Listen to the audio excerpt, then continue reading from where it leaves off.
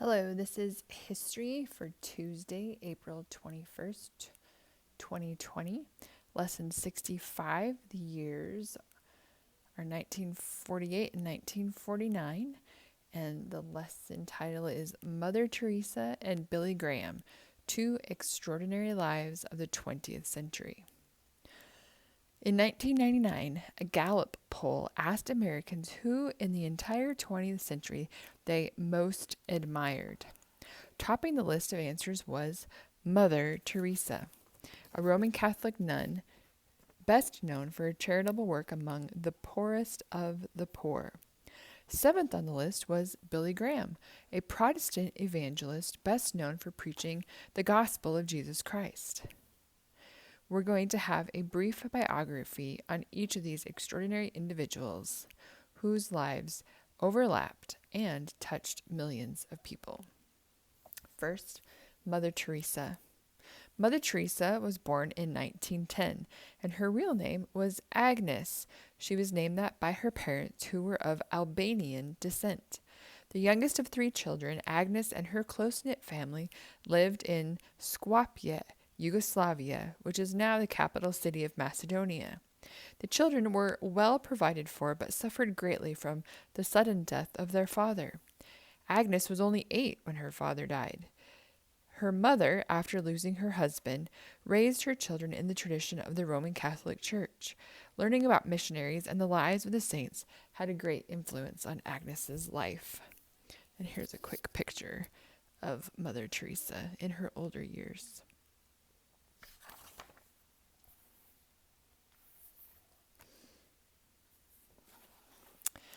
In later years, Mother Teresa said, I was still very young, no more than 12 years old, when, in the heart of my family, I first experienced the desire to belong completely to God.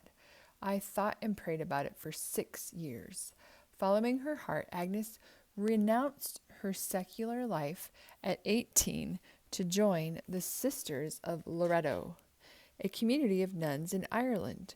It was a bold move for this young woman because in leaving home, she would never again see her mother or sister.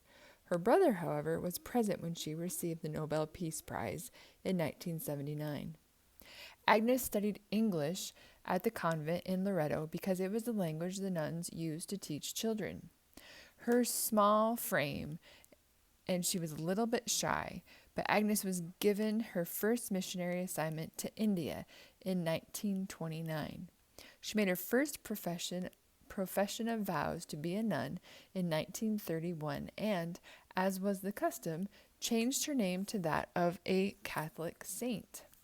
She chose Teresa after Teresa of Lisieux, the patron saint of missionaries. Agnes was then called Sister Teresa. She made her final vows as a nun in 1937.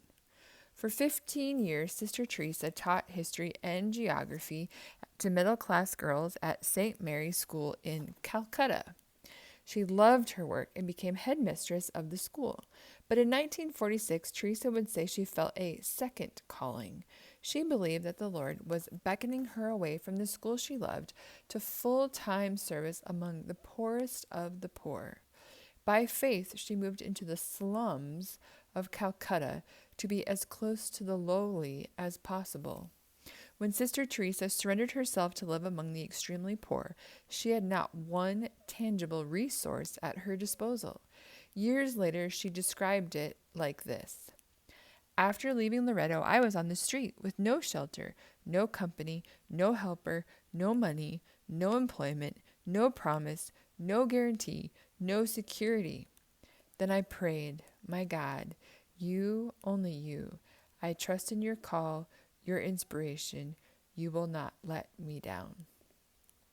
Without a roof over her head, she started a school for destitute children that met outdoors. Without a blackboard for teaching, she merely wrote in the dirt. To more fully identify with Indian people, Teresa gave up the customary habit, which is the outfit of nuns, the headpiece and long black gown, worn by the nuns. She traded it for an Indian-style dress of simple white cotton, as was common to the poor. With a distinctive blue sash and blue border around the headpiece, Mother Teresa wore this style of clothing for the rest of her life, as did the women who joined her cause. Several of Mother Teresa's former students gave up their own personal wealth to assist in her ministry. To identify even more with the Indian people, Mother Teresa became an Indian citizen in 1948. The same year that she received permission from the Pope to start her own religious order. She had been petitioning her superiors for several years to be allowed to work among the poor. This shy little woman had become quite bold. The Pope granted her request, and she named her order the Missionaries of Charity. Charity was indeed the driving force of the new order, as its members fed the hungry, sheltered the homeless, and taught the impoverished, and bandaged the lepers. But above all, Mother Teresa had a heart for the dying poor, who, by the standards of Indian people, were on the lowest rung of society. Believing in the God-given value of all people, she wished to give respect and love to the dying destitute, caring for them up to their final breath. To do this, in 1952, she opened a home for the dying poor who had no place to go and no one to look after them. It was called Nirmal Hriday, meaning home of the pure heart. She would say, "A beautiful death is for people who lived like animals to die like angels, loved and wanted." In the Hindu culture of India, this was unusual treatment for the poor. Hindus believe that poverty is a natural result of bad karma and that the suffering of the poor is not to be tampered with. So by her unwavering Christian compassion, Mother Teresa displayed a new way of thinking to Hindus. Under the leadership of Mother Teresa, the Missionaries of Charity grew rapidly. They expanded their work, adding more hospices, orphanages, and homes for lepers, first in India and eventually around the globe. Their mission included helping alcoholics, AIDS patients, and those with tuberculosis. Mother Teresa inspired volunteers who needed a nudge to serve, and she challenged donors who needed a reason to give. With some training as a nurse, she was always looking for medical supplies for the poor along with food and clothing.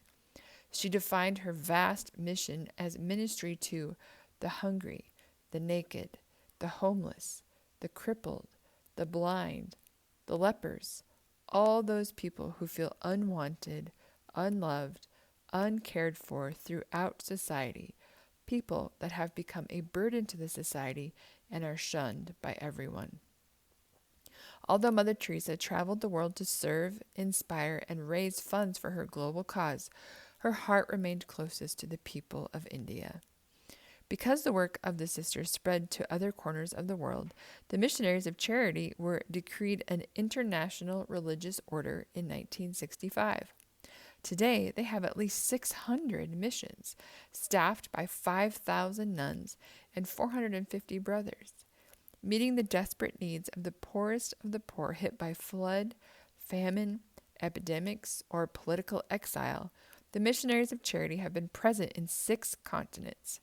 Mother Teresa, with the help of the Red Cross, once traveled through an Israeli-Palestinian war zone to rescue stranded children in a hospital. She even negotiated a ceasefire on the front line. Despite her endless humanitarian work, Mother Teresa had her critics. Former helpers disagreed with her methods, believing that more can be done to break the cycle of poverty in India. She served the poor in their poverty rather than trying to change their circumstances. Others cringed at the fact that Mother Teresa didn't believe in giving painkillers to the dying. She washed people, cared for them, but she would not interfere with their pain. She believed it was one way to partake in the suffering of Christ. Nonetheless, many people admired this little lady, who grew more famous with age, as evidenced by the Gallup poll of 1999. In her lifetime, Mother Teresa was showered with more honors than is room to write in this chapter. Most notably, she received the Pope John the 23rd Peace Prize in 1971 and the Nobel Peace Prize in 1979. Mother Teresa seldom attended the fancy dinners given in her honor, but instead asked that the money go to support her numerous missions. After 50 years of hard work, the health of Mother Teresa declined. She fought back and stayed in charge of the missionaries of charity until months before her death. She died at the age of 87 in 1997. The Roman Catholic Church beatified Mother Teresa in 2003. According to Roman Catholics, beatification is a step towards sainthood and entitles Mother Teresa to the name Blessed. Surprising to most, Mother Teresa would say that her faith suffered a great deal over the course of her life.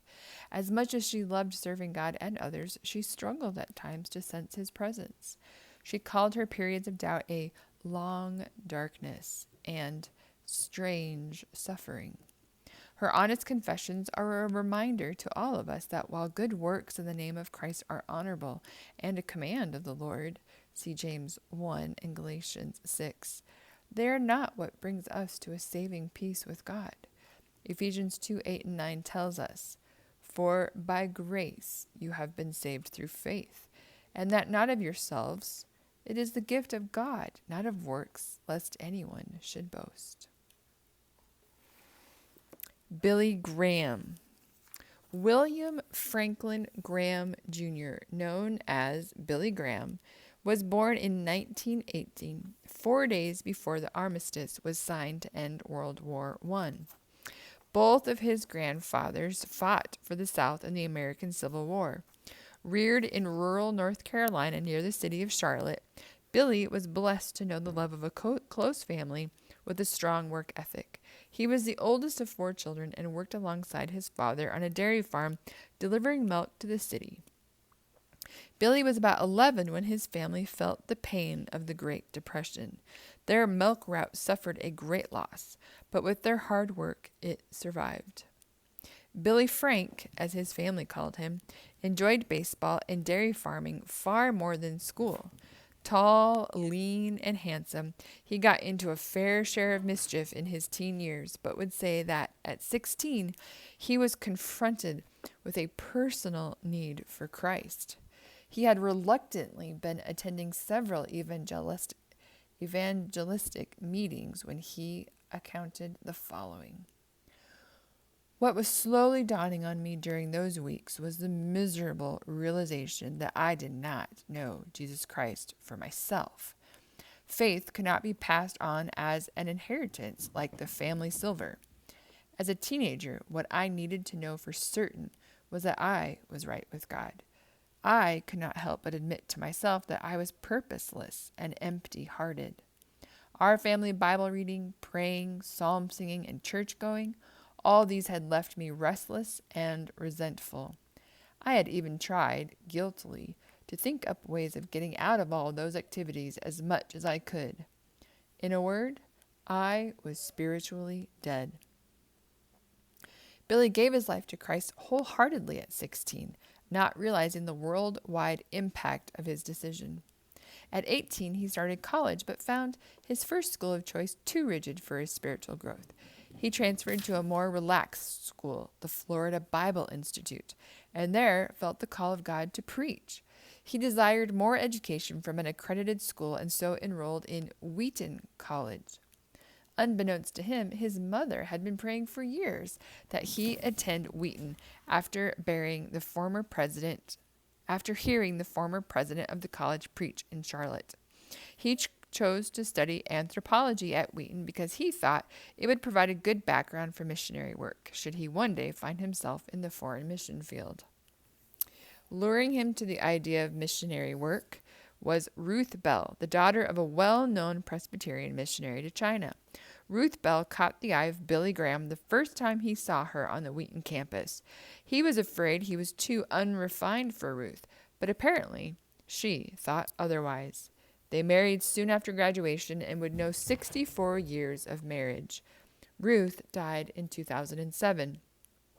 Billy Graham died in 2018 at the age of 99.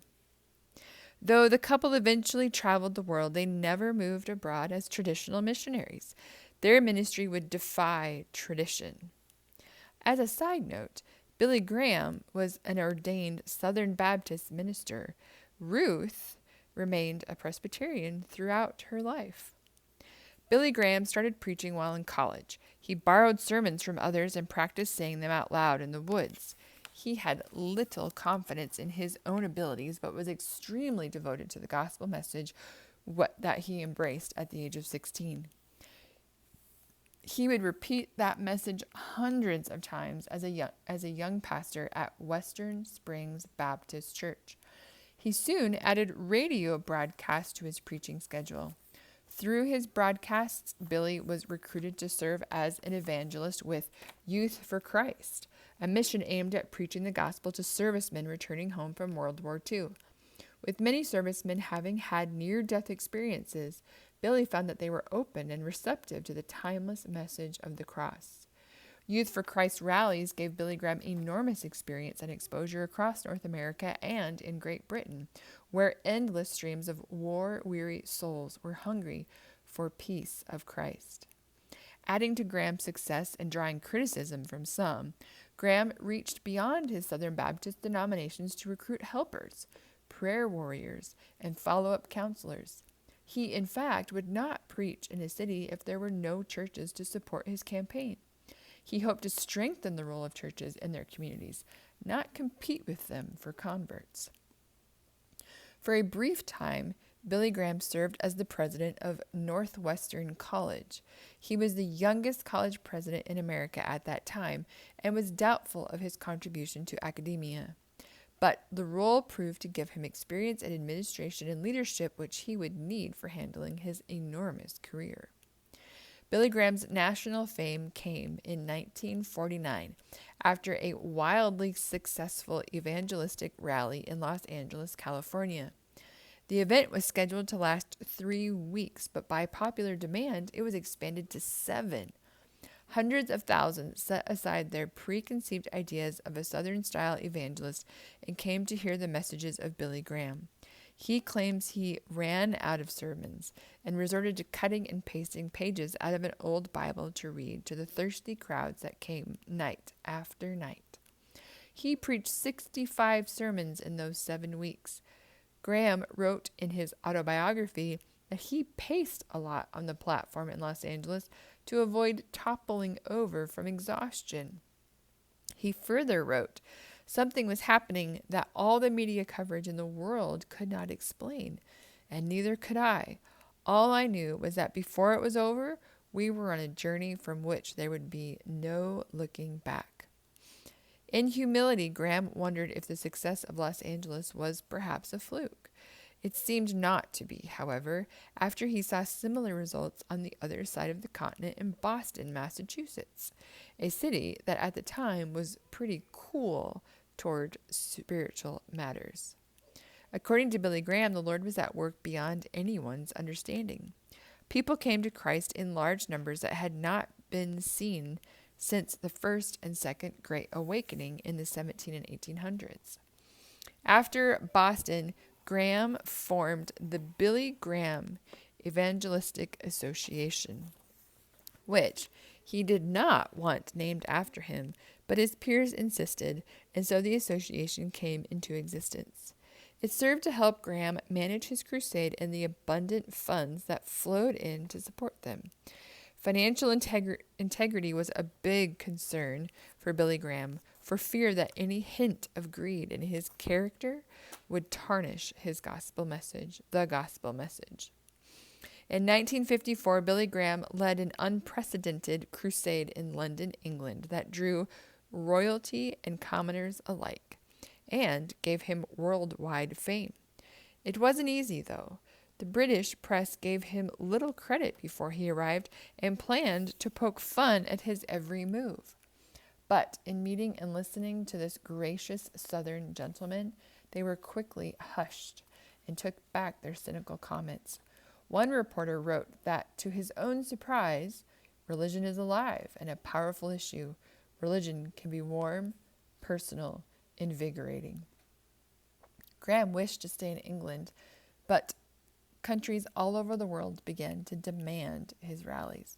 He was called to preach in Scotland, India, Korea, New Zealand, Australia, parts of Africa, and the Middle East. In his later years, he was invited to all but one communist state in Europe. Despite worldwide fame, Billy Graham did not neglect engagements back home and led an enormous crusade in New York City in 1957. It lasted 16 weeks and led to a television program. Graham also started a radio program called Hour of Decision, co-founded the magazine titled Christianity Today, wrote 28 books, started schools of evangelism, and hosted international congresses in Berlin, Germany, and Lausanne, Switzerland. Do you see how widespread Billy Graham's influence was? Some would say his speaking success was due in part to his wit, charm, and ability to bring current events to the platform.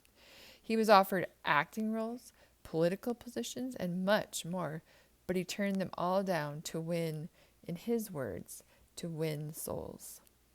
For his enormous acceptance by most of the world, including closed communist nations, Graham always gave credit to the Lord. By age 69, he had preached to over 100 million in person. Countless more had heard him through TV and radio, leading to approximately 2 million reported decisions for Christ. As a tremendous influence in the United States, Billy Graham was invited to meet personally with every president from Eisenhower to Barack Obama.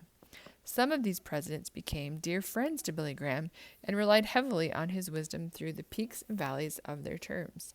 Most notably, Graham remained a lifelong friend to Richard Nixon through his perilous episode of Watergate.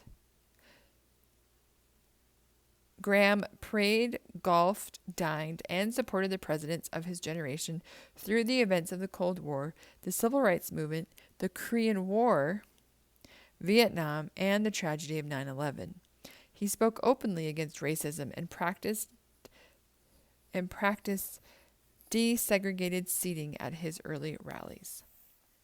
Does Billy Graham have critics? Of course he does. For crossing denominational lines and collaborating with Roman Catholics, he's been accused of being too ecumenical, which means too general in his theology. For preaching a strong gospel message with an invitation attached, he's been accused of being too narrow. In his own admission, Billy Graham claims to have made mistakes and offended many by his honest zeal. Despite the attacks, Graham remains high on the most admired list. His legacy of faith and service continues through his son, Franklin Graham, who now heads the Billy Graham Evangelistic Association. The group doesn't see the packed crowds once known by Billy Graham, but as the elder Graham would say, it was never he who drew them, it was Christ. We'll end this lesson with an interesting quote from Billy Graham about his interaction with Mother Teresa. In the city of Calcutta, they met, and Billy Graham recounts their meeting. I was met at the airport by a friend of Mother Teresa's, and he took me to visit her, where she and her co-workers ministered to Calcutta's dying. I was deeply touched, not only by her work, but also by her humility and Christian love. She mentioned that she had held 5 dying people in her arms the night before and talked with them about God and his love as they were dying. When I asked her why she did what she did, she quietly pointed to the figure of Christ on the cross that was hanging on her wall.